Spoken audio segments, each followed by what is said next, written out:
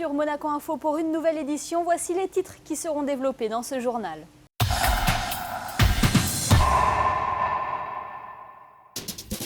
Nous prendrons la direction de l'Alsace où une délégation monégasque menée par le conseiller de gouvernement pour les relations extérieures et la coopération José Badia s'est rendue.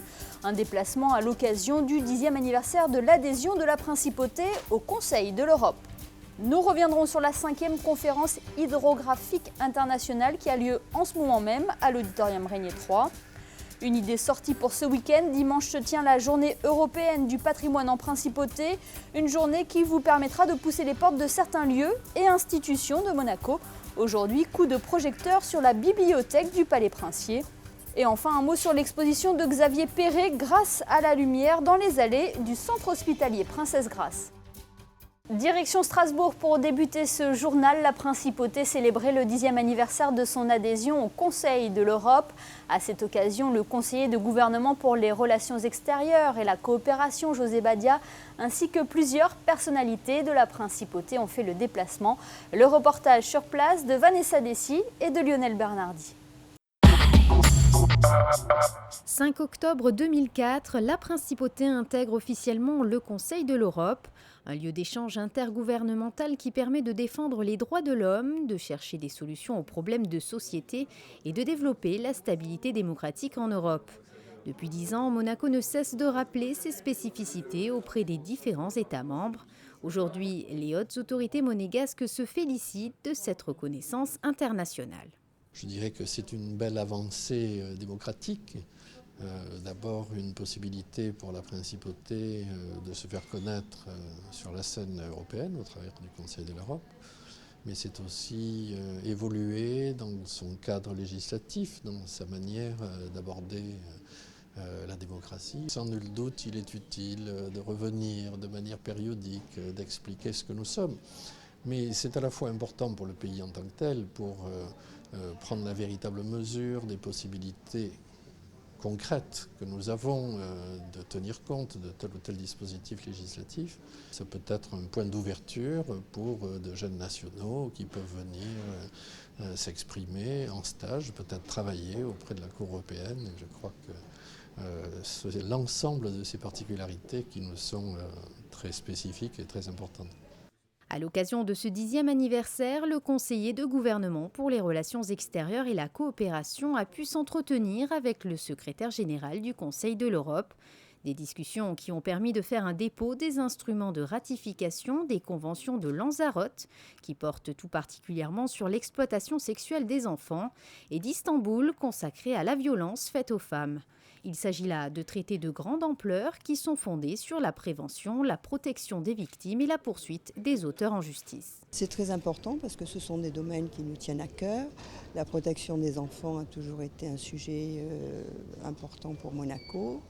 Et la violence domestique, j'espère que nous n'avons pas énormément besoin de mettre en application les dispositions de cette convention, mais c'est quand même une préoccupation pour Monaco actuellement et peut-être pour son avenir, pour maintenir une qualité de vie dans la Principauté telle qu'elle a toujours été ces dernières années.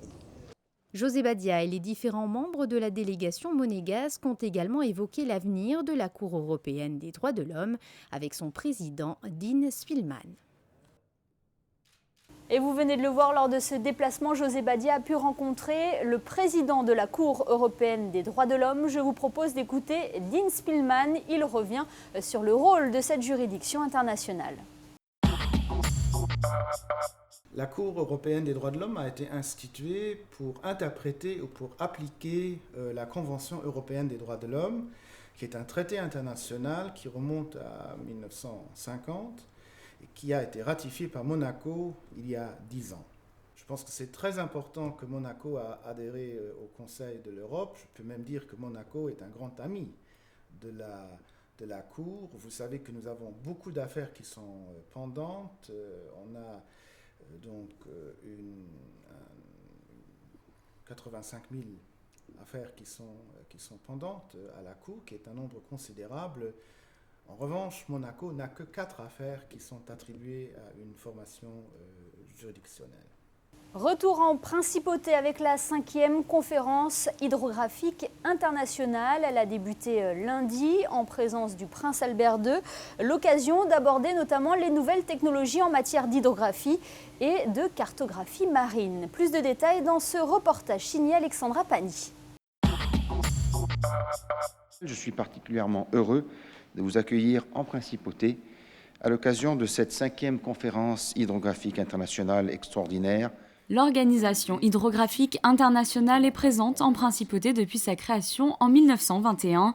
Cette organisation intergouvernementale à caractère consultatif et technique a pour vocation d'assurer que toutes les mers, tous les océans et toutes les eaux navigables du monde soient hydrographiées et cartographiées.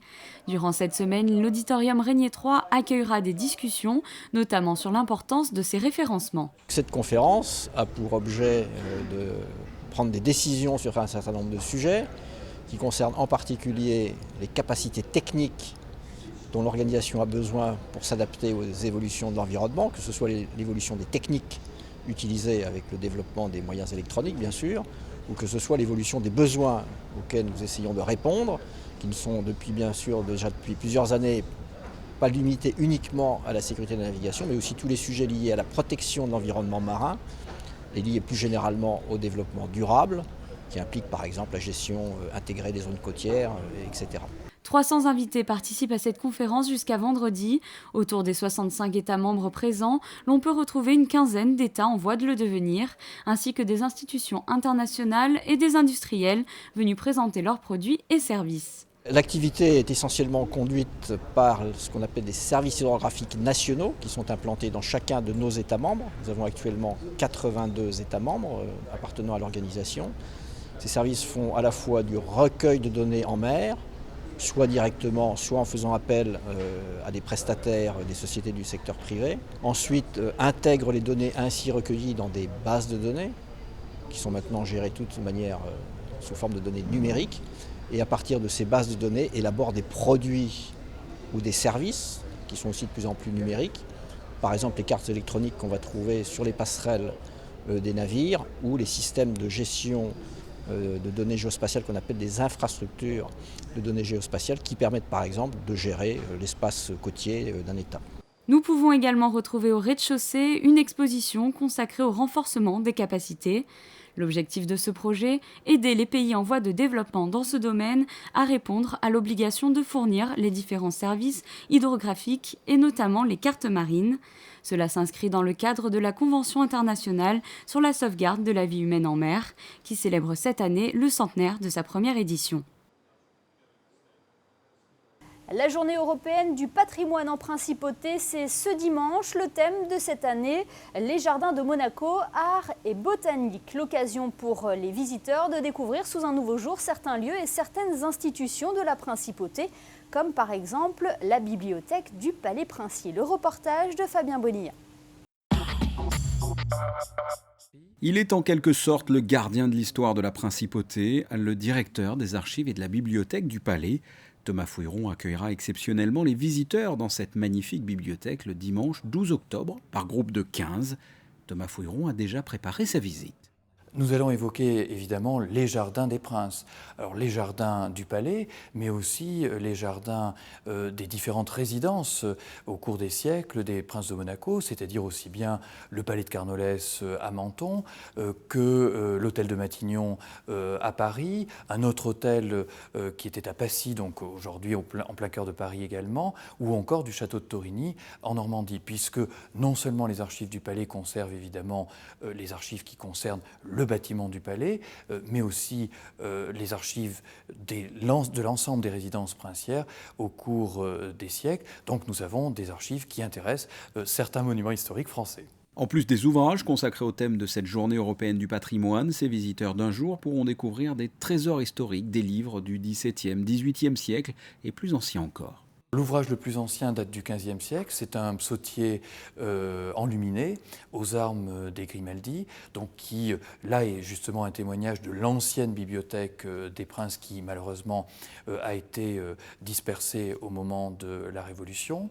Et vous avez des ouvrages, évidemment, en tout genre, puisque la curiosité des Princes a toujours été très importante, très variée, et notamment au siècle des Lumières, ce sont des princes qui sont des princes éclairés, qui sont soucieux de science, notamment, déjà, avant même le prince Albert Ier, évidemment, le prince savant qu'on cite toujours.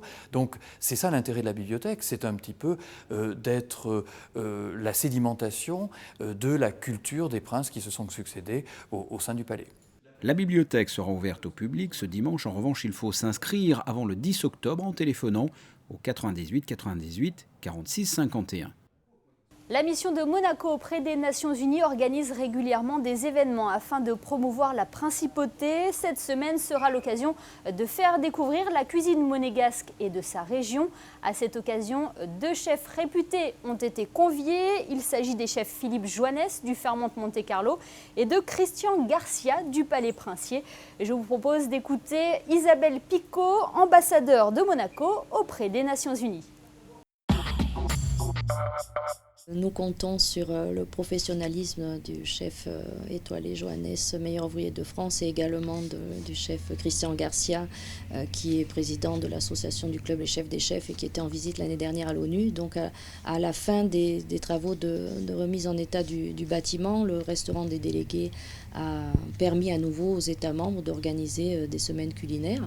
Donc après l'accord du gouvernement et du prince souverain, en partenariat avec la direction du tourisme à Monaco, le bureau du tourisme, le consulat à New York, nous avons uni nos forces avec le soutien du Fairmont à Monaco pour proposer pendant 4 jours donc, des mets typiquement monégasques.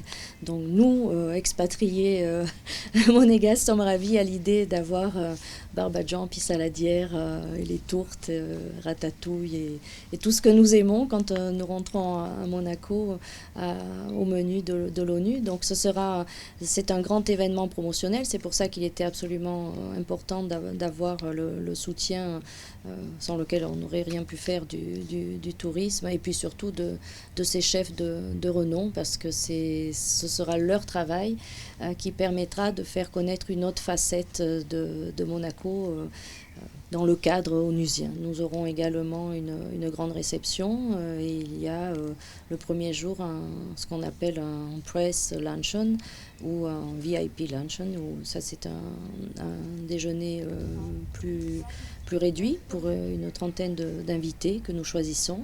Donc le tourisme se charge d'essayer d'avoir des critiques culinaires et autres professionnels à la fois du tourisme, des voyages, pour promouvoir cet aspect de Monaco.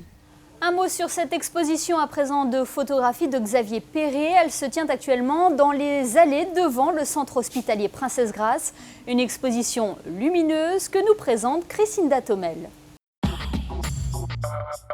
Xavier Perret endosse 2 casquettes, celle de médecin et celle de photographe.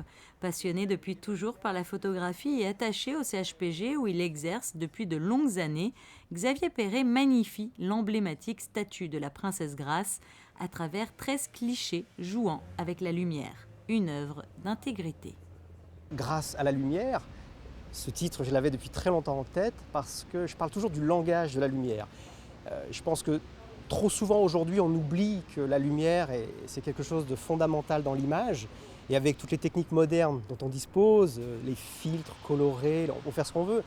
Et ce travail-là, c'était un travail d'honnêteté, c'était montrer réellement ce que moi j'ai vu à travers l'objectif et travailler la lumière au maximum pour éclairer, mais surtout donner vie, magnifier la statue de son Altesse Sérénissime pour la voir différemment et exprimer ce point de vue grâce au langage de la lumière, et pour lui faire dire quelque chose de différent à chaque fois au travers de ces 13 clichés. Il aura fallu à Xavier Perret de longs mois pour réaliser ces photographies. De jour comme de nuit, grâce à la lumière, reflète la pureté. Le cliché Moser en est le symbole.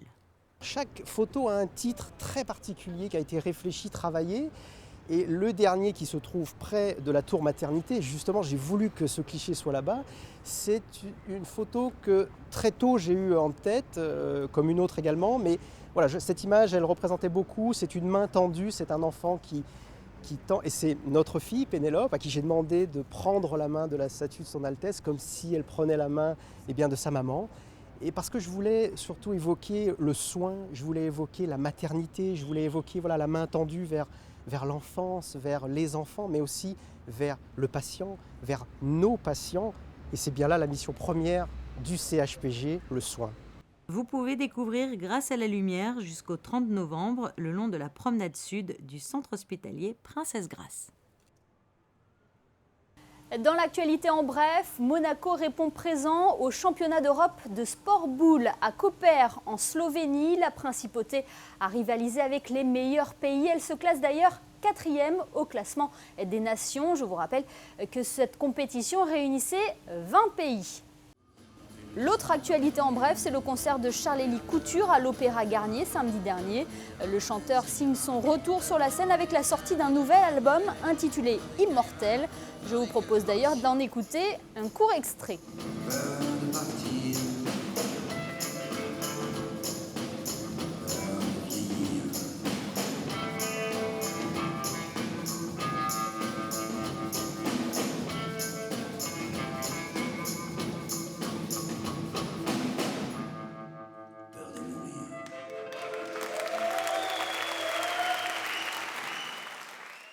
Voilà donc pour le concert de Charles-Élie Couture à l'Opéra Garnier. Je vous propose à présent de découvrir les prévisions météo pour les prochains jours. Diminution de la menace de pluie mercredi, le temps sera assez beau, très doux mais sans retour plein du soleil. Il fera 18 degrés le matin et 23 l'après-midi. Une amélioration est prévue jeudi avec le retour d'un soleil dominant et une légère hausse des températures. Belle journée également vendredi avec de belles éclaircies. Et enfin, le début du week-end s'annonce ensoleillé avec un thermomètre grimpant jusqu'à 25 degrés au meilleur moment de la journée. Ce journal est à présent terminé. Merci de nous avoir suivis. Dans quelques instants, retrouvez les sorties cinéma de la semaine sélectionnées par José Sacré. Quant à nous, on se retrouve très bientôt sur Monaco Info.